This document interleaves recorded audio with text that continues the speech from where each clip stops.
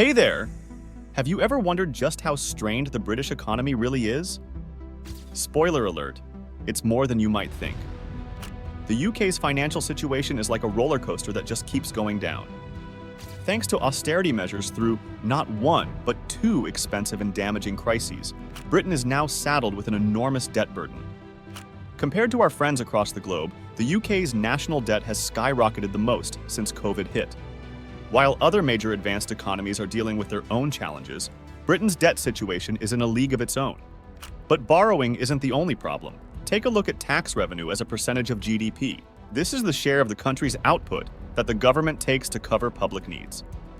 Right now, it's almost as high as it was during wartime when people needed bomb shelters. And here's the kicker. It's an election year. That's a huge headache for whoever has to draft the new spending plan. Raising taxes isn't an option, and we can't let debt keep climbing. Meanwhile, public services are desperately in need of more funding. To top it all off, Britain has gone through as many prime ministers in the last 5 years as Taylor Swift has released re-recorded albums. That's 4, in case you lost count.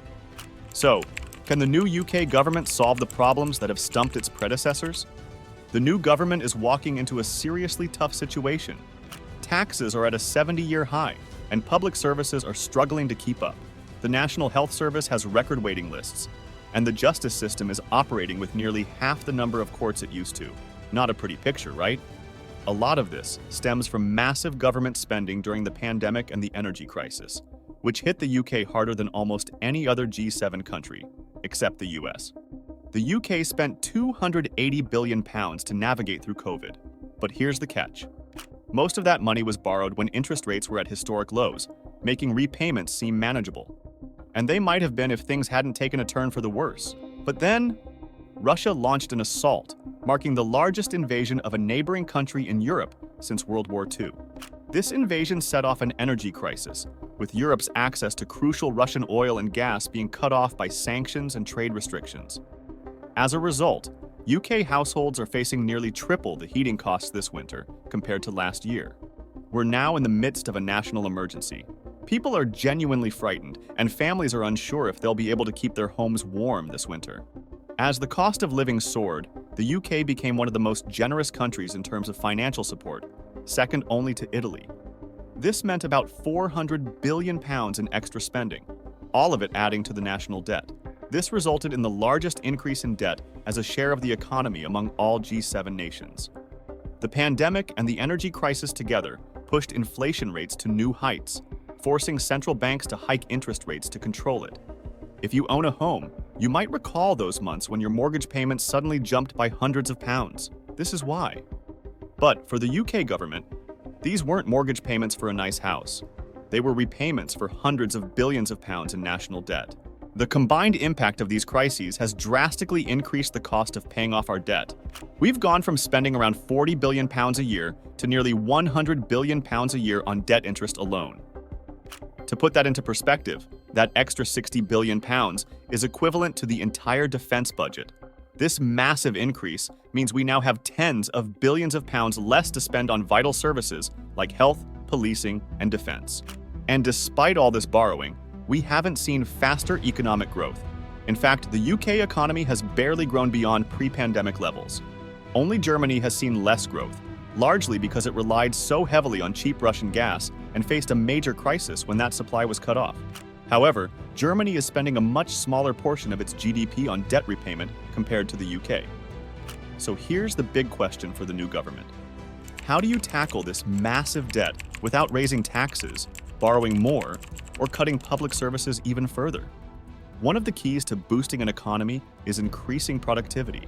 When productivity improves, you get more output from the same effort. It's not about working harder, it's about working smarter. For instance, moving from a traditional newspaper to a tech company might mean fewer hours at work, yet the tech company could be more profitable and efficient. This shift allows for greater contributions to the economy through enhanced productivity. After Brexit and COVID, the UK finds itself in a unique position. We inherited an economy where productivity per person had been declining significantly since the global financial crisis of 2008 and 2009, as shown in this trend dating back to the 1970s. Brexit exacerbated this decline, especially impacting investment and subsequently affecting overall efficiency and productivity per person. Then COVID struck, adding another layer of challenge. This calls for smarter thinking and innovation. However, in the short term, we also need more people in the workforce to help drive recovery. In other major advanced economies, there was a surge in people finding jobs and re-entering the workforce after the pandemic. But in the UK, it's a different story. We've actually seen a decline. More people have fallen ill for the long term, and others have dropped out altogether. It's like there's a million workers missing, many of them on disability benefits or stuck on NHS waiting lists. Before the pandemic, one of the UK's growth engines was the increasing number of people working. But since the lockdowns, that trend has reversed, creating a unique problem. Participation rates haven't bounced back. This means we're missing out on a lot of potential productivity. This puts immense pressure on the next government to address and alleviate. Their focus must be on getting more people into the workforce and making them more productive. Once that's achieved, they can navigate high interest rates and reduce the national debt, freeing up tax funds to strengthen public services and assist those unable to work. It's widely acknowledged as a colossal challenge, but if the new government succeeds, the potential rewards are enormous. That's it for today. Thanks for watching. In the next video, we are heading to Australia, where we talk about why Aussies are struggling to live there these days.